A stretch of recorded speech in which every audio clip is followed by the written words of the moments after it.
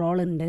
കഴിഞ്ഞ തവണ hit F എമ്മിൽ ഞാനിങ്ങനെ ഒരു ഇൻ്റർവ്യൂവിന് വേണ്ടി വന്ന സമയത്ത് ആക്ടിങ്ങിനെ കുറിച്ചൊക്കെ ഇങ്ങനെ സംസാരിച്ചപ്പോൾ നമ്മുടെ RJ നിങ്ങളുടെ പ്രിയപ്പെട്ട അർഫാസാണ് പറഞ്ഞത്, സുരഭി ഒരു ആക്ടിങ് വർക്ക്ഷോപ്പ് ചെയ്യാമോ എന്ന് ചോദിച്ചു.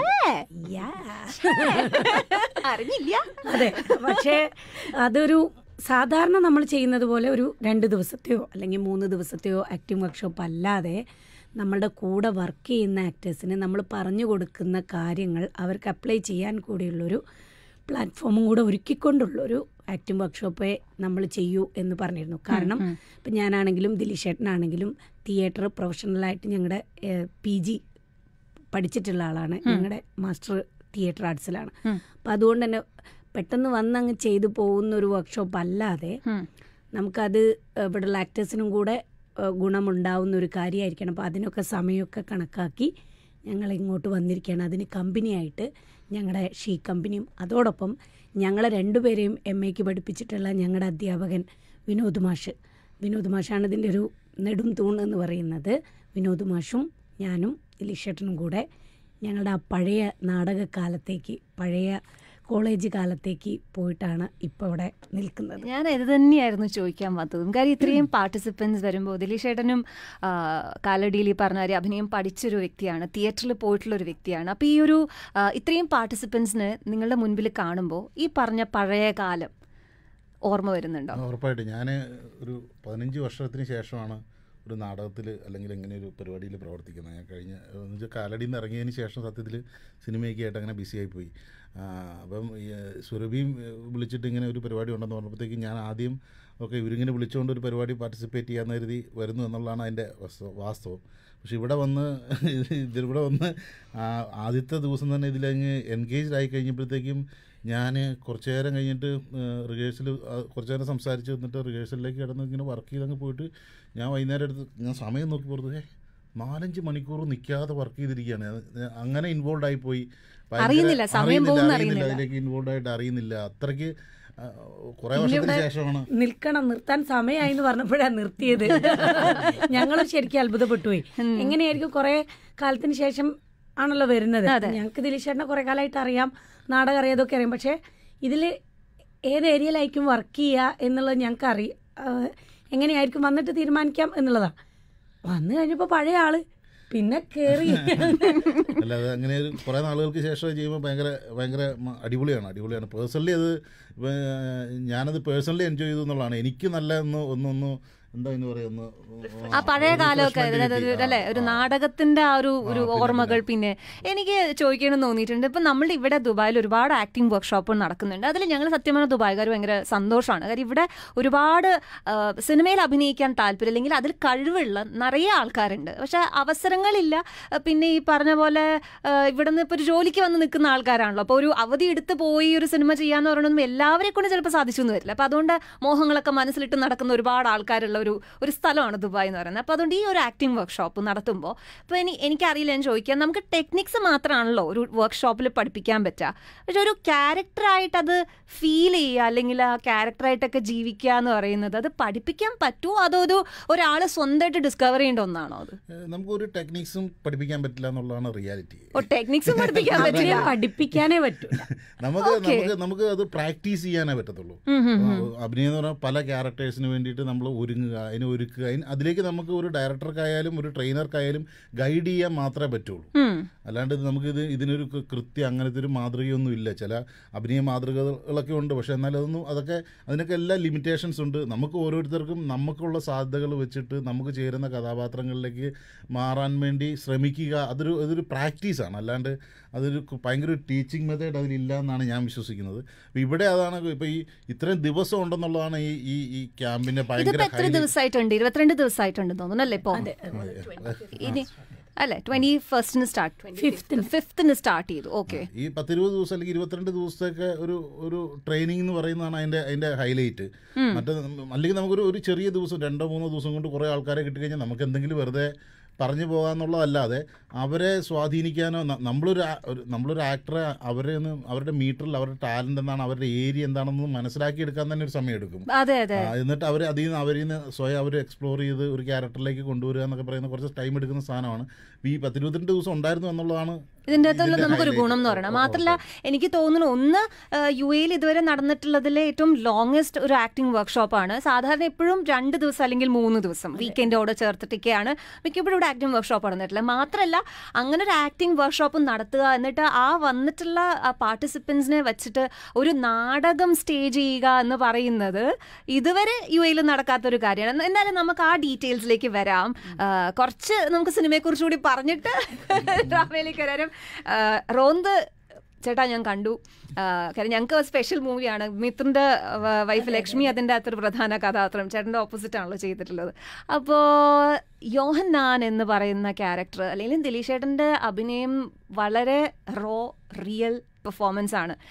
പക്ഷേ യോഹന്നാൻ എന്ന് പറയുന്ന കഥാപാത്രത്തിൽ എനിക്കറിയില്ല ചേട്ടാ, അതൊക്കെ ആ ചോദ്യമായിട്ട് ഞാൻ ചോദിക്കില്ല, എന്നാലും ഞാൻ പറയുകയാണ്, എങ്ങനെയാ ചേട്ടാ ഇങ്ങനെ അഭിനയിക്കാൻ പറ്റുന്നത്? അതായത് ഒരു പോലീസുകാരനെ അല്ലാതെ ഞങ്ങൾക്ക് അവിടെ വേറൊരാളെ കാണാൻ പറ്റുന്നുണ്ടായിരുന്നില്ല. ഞങ്ങൾ അത് തന്നെയായിരുന്നു ആ സിനിമ കണ്ടിറങ്ങി ഞങ്ങൾ എല്ലാവരും പറയായിരുന്നു, എങ്ങനെയാ അത് ഒരാൾക്ക് അഭിനയിക്കാൻ പറ്റുന്നതെന്നുള്ളത്. ചോദ്യമല്ല കേട്ടോ ചേട്ടാ, ആ നമ്മൾ പറയില്ലേ, എൻ്റെ ഒരു ഞാൻ കണ്ടപ്പോൾ എനിക്ക് വന്നൊരു വികാരം അല്ലെങ്കിൽ മനസ്സിലാക്കിയൊരു കാര്യമാണ് ഞാൻ ചേട്ടൻ്റെ അടുത്ത് പറഞ്ഞത്. അല്ലെങ്കിൽ ഒരു ചോദ്യം ചോദിച്ചാൽ അതെനിക്കറിയാം, അതിന് ഉത്തരം പറയാൻ പറ്റില്ല, അല്ലെങ്കിൽ അതൊരു വലിയ ഉത്തരമാകാം.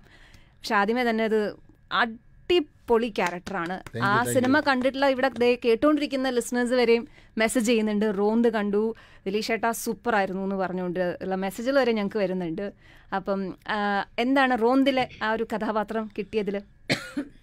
അത് അങ്ങനെ ഒരു ക്യാരക്ടർ കിട്ടിയത് ഭാഗ്യമാണ്. ആക്ടേഴ്സിൻ്റെ ഏറ്റവും വലിയ കാര്യം എന്ന് പറഞ്ഞാൽ നല്ല ക്യാരക്ടർ കിട്ടുക എന്നുള്ളത് ഭയങ്കര ഇമ്പോർട്ടൻ്റ് ആണ്.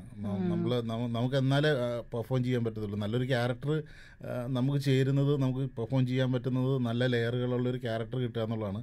അപ്പോൾ യോഹന്നാൻ അങ്ങനെ കിട്ടിയൊരു ക്യാരക്ടറാണ്. അത് കിട്ടുക എന്നുള്ള ഫാക്ടറേ ഉള്ളൂ. അല്ലാണ്ട് നമ്മളിപ്പം അത് നമ്മുടെ ഒരു ചോയ്സ് അല്ല പലപ്പോഴും നമ്മളിലേക്ക് വരുന്നത്. എന്താണോ തരുന്നത് ആ കിട്ടുന്നത് കൊണ്ട് നമുക്ക്. പക്ഷെ എനിക്ക് തോന്നുന്നു നിങ്ങൾ രണ്ടാൾക്കാരും ഞങ്ങൾ ബെഗേഴ്സ് ഒന്നും പറയില്ല. എനിക്ക് മനസ്സിലായി കിട്ടുന്നത് ചെയ്യാന്നുള്ളത്. പക്ഷെ ഞാൻ പറയുന്നത് നിങ്ങൾ രണ്ടുപേരും ആ കാര്യത്തിൽ ഒരുപാട് ഭാഗ്യം ചെയ്ത ആൾക്കാരാണെന്നാണ്. ബിക്കോസ് ആ കിട്ടുന്നത് വളരെ നല്ല കഥാപാത്രങ്ങൾ, അതായത് സ്വയം ചലഞ്ച് ചെയ്യാൻ പറ്റുന്ന ക്യാരക്ടേഴ്സ്. ഇപ്പം സുരഭിയുടെ കാര്യത്തിൽ എനിക്ക് തോന്നിയിട്ടുണ്ട്, സുരഭി ഏറ്റവും കൂടുതൽ ആൾക്കാർ ശ്രദ്ധിച്ച ഒന്ന് MAT മൂസ എന്ന് പറയുന്ന ഒരു ടെലിവിഷൻ അതിൻ്റെ അകത്തൊരു പാത്തു എന്ന് പറയുന്ന കഥാപാത്രം, അതിനൊരു സ്ലാങ് ഉണ്ട്. അതായത് പാത്തുവായിട്ട് അങ്ങ് മാറി സുരഭി. അപ്പം അതുകൊണ്ട് തന്നെ ആ പാത്തുവായിട്ട് സുരഭിനെ കണ്ടിട്ടുള്ള പല ആൾക്കാർക്കും ഒരു പക്ഷെ വേറൊരു സിനിമയിൽ വേറൊരു ക്യാരക്ടറായിട്ട് ചിന്തിക്കാന്ന് പറയുന്നത് ഭയങ്കര ബുദ്ധിമുട്ടാണ്. എന്നിരുന്നിട്ട് പോലും സുരഭിയിലേക്ക് നല്ല കഥാപാത്രങ്ങൾ തേടി വന്നിട്ടുണ്ട്. അത് തെളിയിച്ച് ഇപ്പം വളരെ വളരെ സ്ട്രോങ് ക്യാരക്ടേഴ്സിലേക്ക് സുരഭിയിലേക്ക് വന്നു തുടങ്ങിയിട്ടുണ്ട്. അപ്പോൾ ഇവിടെ നമ്മുടെ ലിസണർ വരുന്നു എന്ന് പറഞ്ഞപ്പോൾ തന്നെ അയച്ചൊരു ചോദ്യം അത് തന്നെയായിരുന്നു. MAT മൂസയിൽ നിന്നും നാഷണൽ അവാർഡ് വരെയുള്ള ആ ഒരു യാത്ര വളരെ ചുരുക്കി പറയാൻ പറ്റുമെന്ന് ചോദിച്ചിരിക്കുന്നു. അത് ഒരുപാട് സമയം എടുക്കരുതെന്ന് അവർ ഉദ്ദേശിച്ചിട്ടുണ്ട്, ചുരുക്കിയേ പറയാൻ പാടുള്ളൂ. അല്ലല്ലേ, ചെറിയ ചോദ്യം ചോദിച്ചാൽ തന്നെ ഒത്തിരി വലിയ ഉത്തരം നന്നായിട്ട് അറിയാവുന്ന ഒരു ലിസണറാണെന്ന് തോന്നുന്നു. ചുരുക്കി പറയണമെന്ന് പ്രത്യേകിച്ച് പറഞ്ഞു. ഇല്ല, അങ്ങനെയല്ല, ഓരോ ക്യാരക്ടേഴ്സും ഡിഫറെന്റ് നമ്മൾ അപ്രോച്ച് ചെയ്യുന്ന രീതികൾ, അല്ലെങ്കിൽ ഒരു ക്യാരക്ടറിനെ അപ്രോച്ച് ചെയ്യുന്നത് പോലെ ആയിരിക്കില്ല വേറൊരു ക്യാരക്ടർ. അപ്പോൾ ഈ MIT മൂസയുള്ള ചെയ്തിട്ടുള്ള ഞാൻ ഇപ്പം ARMൽ വേറൊരു ക്യാരക്ടർ ചെയ്യുന്നു, കുമാരിയിൽ വേറൊരു ക്യാരക്ടർ ചെയ്യുന്നു, അല്ലെങ്കിൽ നാഷണൽ അവാർഡ് കിട്ടിയ മിന്നാമിനിങ്ങിൽ വേറൊരു തരം കഥാപാത്രമാണ്. അപ്പം എങ്ങനെയാണ് ഒരു ആക്ടർ ക്യാരക്ടറിനെ അപ്രോച്ച് ചെയ്യേണ്ടത് എന്നുള്ളതിലുള്ളൊരു വ്യത്യസ്തത. ഇതിനൊക്കെ മുമ്പ് തന്നെ ഇപ്പം MIT മൂസയ്ക്കൊക്കെ മുമ്പേ തന്നെ സുരഭിക്ക് 1-2 സ്റ്റേറ്റ് അവാർഡുകളുണ്ട് നാടകത്തിൽ. അതെ, നാടക അക്കാദമി അവാർഡ് കിട്ടിയിട്ടുണ്ട്. അതിൽ രണ്ടാമത്തെ തവണ സംഗീത നാടക അക്കാദമി അവാർഡ് കിട്ടിയ നാടകമാണ് ഞങ്ങളിവിടെ ചെയ്യാൻ പോകുന്നത്. ബോംബെ ടൈലേഴ്സ്. ശരി ശരി ശരി. അപ്പോൾ ആ വർഷം തന്നെയാണ് നാഷണൽ അവാർഡും കിട്ടിയത്. 2017. 17 അല്ലേ?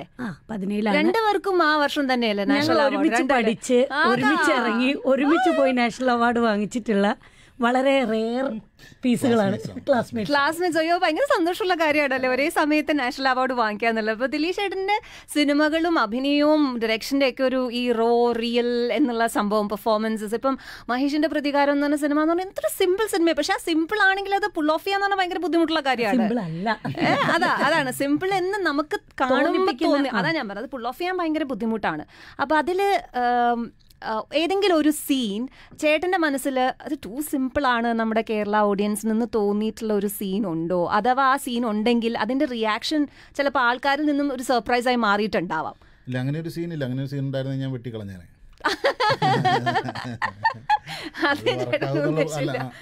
ഉറപ്പായിട്ട് അത് വർക്കാവുന്നുള്ള പ്രതീക്ഷ തന്നെയാണ് നമ്മളത് പ്ലേസ് ചെയ്യുക. ശരി. അപ്പം വർക്കാവില്ലാത്തൊരു സീനാണെന്ന് തോന്നുന്നു അറ്റ്ലീസ്റ്റ് എഡിറ്റിംഗ് ടേബിളിലെങ്കിലും അത് ഒഴിവാക്കാൻ ശ്രമിക്കും. ശരി. അപ്പം സുരഭിയുടെ ക്യാരക്ടേഴ്സ് ചെയ്തതിൽ ഏതെങ്കിലും ഒരു ക്യാരക്ടർ സുരഭി എന്ന വ്യക്തിയിലൊരു വ്യത്യാസം കൊണ്ടുവന്നു, അല്ലെങ്കിൽ നമ്മൾ ചില സിനിമകൾ അഭിനയിച്ച് കഴിഞ്ഞാൽ കഥാപാത്രം നമ്മുടെ കൂടെ കുറച്ച് നാളത്തേക്ക് ഉണ്ടാകും എന്നൊക്കെ പറഞ്ഞ പോലെ അങ്ങനെ എന്തെങ്കിലും ഒരു ചേഞ്ച് വന്നിട്ടുള്ളത് ലൈഫിൽ കൊണ്ടുവന്നിട്ടുള്ള ഒരു ക്യാരക്ടർ? എൻ്റെ സ്വഭാവത്തിലോ വേണമെന്നില്ല, ചിന്തയിലായിരിക്കാം, ചിലപ്പോൾ കാഴ്ചപ്പാടുകളിലായിരിക്കാം. അല്ല, അങ്ങനെയൊന്നുമില്ല. ഞാൻ ആ കഥാപാത്രത്തിന്റെ കാഴ്ചപ്പാടിലേക്ക് പോകുന്നു, കാണുന്നു, ചെയ്യുന്നു, തിരിച്ച് ഞാൻ എന്നിലേക്ക് എന്നെ തിരിച്ചു വരുന്നു എന്നുള്ളതാണ്. അല്ലാതെ ഞാൻ അങ്ങനെ കൂടെ ചെയ്തിട്ടുള്ള ക്യാരക്ടേഴ്സ് അല്ല. പിന്നെ ആ വഴിക്ക് പോകുന്ന സമയത്ത് ഞാൻ ആലോചിക്കാറുണ്ട്. പിന്നെ ഞാൻ വിചാരിക്കാറുണ്ട്, ഞാൻ പറയുന്ന ഒരു നടൻ അല്ലെങ്കിൽ നടി, പിന്നെ നമ്മളുടെ കൂടെ നമ്മൾ ചെയ്ത കുറേ കഥാപാത്രങ്ങളും മാത്രമേ ഉണ്ടാവുള്ളൂ എപ്പോഴും. അത് നമ്മുടെ ഒരു നമുക്ക് എങ്ങനെയാ അറിയാം, ഭയങ്കര ഹാങ് ഓവർ ഒന്നും ഇല്ല എന്നാണ് എനിക്കും തോന്നിയിട്ടുള്ളത്. പക്ഷെ നമുക്കൊരു പരിചയമുള്ള ഒരാൾ, ഇപ്പം നമ്മുടെ ജീവിതത്തിൽ ഒരാളെ പരിചയപ്പെട്ടപ്പോൾ യോഹന്നാനെ എനിക്ക് പരിചയമുള്ള ഒരാളെ പോലെയാണ് അവശേഷിക്കുന്നത് സിനിമ കഴിയുമ്പം. എനിക്ക് പരിചയമുള്ള ഒരു വ്യക്തി, ഭയങ്കര അടുപ്പമുള്ള ഒരു സുഹൃത്ത്, അങ്ങനെ ഒരാളുള്ള പോലെ നമുക്ക് ഫീൽ ചെയ്യും. ഇപ്പം ഞാൻ ദിലീഷ് ചേട്ടനെ അഭിനയിക്കുകയാണെങ്കിൽ ഞാൻ ദിലീഷ് ചേട്ടനെ ആദ്യം കാണും, പരിചയപ്പെടും, ഞങ്ങൾ തമ്മിൽ വളരെ അടുപ്പത്തിലാവും, നല്ല പ്രണയബന്ധത്തിലാവും. ആ സിനിമ കഴിയും, പ്രണയബന്ധത്തിൽ മീൻസ് ആ കഥാപാത്രവുമായിട്ട് ഇതാവുന്നു. പിന്നെ ആ സിനിമ കഴിയുന്നു, അതിൽ നിന്ന് തിരിച്ചു വരുന്നു, നമ്മളിലേക്ക് വരുന്നു. ഇതേപോലെയാണ് നമ്മളൊരു കഥാപാത്രത്തിനോടും ഇതേ അപ്രോച്ചിൽ നമ്മളുടെ കഥാപാത്രം കയറുന്നു. മനസ്സിലായി. ഇപ്പം മാണിക്കുകയാണെങ്കിൽ അവരുമായിട്ട് ഭയങ്കര പ്രണയത്തിലായിരിക്കും, അവരിൽ തന്നെയായിരിക്കും ആ സിനിമ അത് കഴിഞ്ഞ് തിരിച്ചു വരുന്നു. പക്ഷെ നമുക്ക് പരിചയമുള്ളൊരു പിന്നീട് നമ്മൾ ഏതോ പരിചയമുള്ള ഒരാള് നമുക്ക് അറിയായിരുന്നു എന്നുള്ള പോലെ അല്ല, അവരൊക്കെ നമ്മളുടെ വളരെ വേണ്ടപ്പെട്ട ആളാണ്. അവരിലൂടെയാണ് പിന്നീടുള്ള നമ്മളുടെ ഒരു ഫോർമേഷൻ വരുന്നത് അല്ലേ, നമ്മൾ ആയി വരുന്നു. എനിക്ക് എന്താ ഇതിൽ ഏറ്റവും ഇഷ്ടപ്പെട്ട സംഭവം എന്ന് വെച്ച് കഴിഞ്ഞാൽ സുരഭി തുടങ്ങും, എന്നിട്ട് നേരെ ദിലീഷ് ഏട്ടനിലേക്ക് ഒരു നോട്ടം കൊടുക്കും, ദിലീഷ് ഏട്ടൻ അതിനെടുത്തിട്ട് അവസാനിപ്പിച്ചു തരും. ഇപ്പോഴും അതെന്നെ സംഭവിച്ചു. എല്ലാ ചോദ്യങ്ങളുടെ ഉത്തരവും സുരഭി സ്റ്റാർട്ട് ചെയ്തിട്ട് ദിലീഷ് ഏട്ടൻ്റെ അടുത്ത് കംപ്ലീറ്റ് ചെയ്യൂ. ഈ വർക്ക്ഷോപ്പ് ഞാൻ തുടങ്ങി കൊടുത്തു,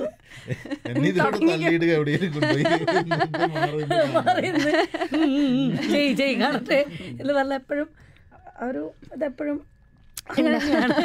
ദിലീഷേട്ടാ സിനിമകളിൽ ഈ എല്ലാ സിനിമകളും ഇപ്പം തൊണ്ടി മുതലായിക്കോട്ടെ അല്ലെങ്കിൽ മഹേഷിന്റെ പ്രതികാരോ ജോജിയിലൊക്കെ ഭയങ്കര, അതായത് ഡയലോഗ്സ് പറയാമെന്ന് ഫീൽ ചെയ്യില്ല. അതായത് ഒരാളുടെ ജീവിതം നമ്മളൊരു ഒളിക്യാമറ വെച്ചിട്ട് പിടിച്ചിട്ട് നമ്മൾ എങ്ങനെ കാണുക, അത്രയും റിയലിസ്റ്റിക് ആയിട്ടാണ് അതിലെല്ലാ സാഹചര്യങ്ങളും വരുന്നതും അഭിനയിപ്പിച്ചിരിക്കുന്നതും ഡയലോഗ് ഡെലിവറിയും ഒക്കെ.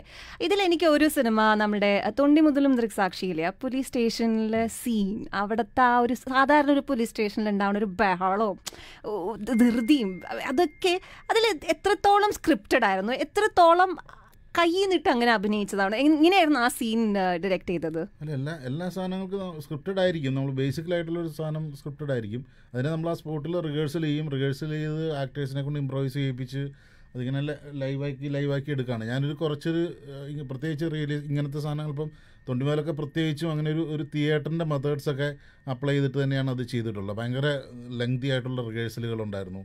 ഓരോ സീൻ ഇംപ്രവൈസ് ചെയ്ത് ആണ് എടുത്തിട്ടുള്ളത്. പക്ഷേ അതിന് കൃത്യമായിട്ടുള്ളൊരു ഡയലോഗും പാറ്റേണും സ്ക്രിപ്റ്റും ഉണ്ടായിരുന്നു, അത് ഉറപ്പായിട്ട്. പക്ഷേ ഈ റിഹേഴ്സലിൻ്റെ ടൈമിൽ പലപ്പോഴും അത് അപ്ഡേറ്റ് ചെയ്യപ്പെടും, ഡയലോഗ്സ് മാറും, അതിൻ്റെ ബേസിക് കണ്ടൻറ്റ് മാറുന്നില്ലായിരിക്കും. പക്ഷേ എന്നാലും ആക്ടേഴ്സിന് കുറച്ചുകൊണ്ട് കംഫർട്ടബിൾ ആയിട്ടുള്ള രീതിയിലേക്കൊക്കെ ഡയലോഗ്സ് കൺവേർട്ട് ചെയ്യും. അങ്ങനെയുള്ള കാര്യങ്ങളൊക്കെയാണ് ചെയ്തിട്ടുള്ളത്. ജോജി ദിലീഷ് ചേട്ടൻ്റെ ഫൈനൽ കോളേജിൽ ഫൈനൽ പ്രൊഡക്ഷൻ വേണം, പുറത്തും ഒരു ഫൈനൽ പ്രൊഡക്ഷനാണ് ഞങ്ങളുടെ പരീക്ഷ എന്ന് പറയുന്നത്. അതിൽ ഒരു പ്രൊഡക്ഷൻ ആയിരുന്നു അത്, മാക്ബത്ത്. ജോജി അത് പക്ഷെ ഞാൻ ആലോചിച്ചോട്ടോ, ആ മാക്ബത്ത് എന്ന് പറയുന്ന ഒരു അതിൻ്റെത് മലയാളീകരിച്ച്, അതായത് ഒരു മലയാളി കുടുംബത്തിലേക്ക് അത് കൊണ്ടുപോയി ആ കഥ നിർത്തുമ്പോൾ അതിന്റെ എസെൻസ് നഷ്ടപ്പെടാണ്ട് ഭയങ്കര ഒരു ചലഞ്ചിങ് ആണല്ലോ. ആ ഒരു എസെൻസ് നിർത്തിക്കൊണ്ട് തന്നെ ഒരു ഒരു കുടുംബത്തിലേക്കാണല്ലോ കഥ കൊണ്ട് നിർത്തിയിരിക്കുന്നത്. അതിൽ ഏറ്റവും ചലഞ്ചിങ് അത് തന്നെയായിരുന്നു, ആ ഒരു എസെൻസ് നഷ്ടപ്പെടാതെ അത് ചെയ്യിക്കുക എന്നുള്ളത്.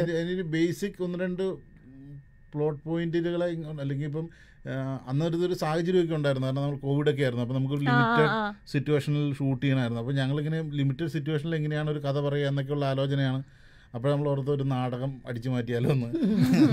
നാടകം ഷേക്സ്പിയറിനെ തന്നെ അടിച്ചു മാറ്റി.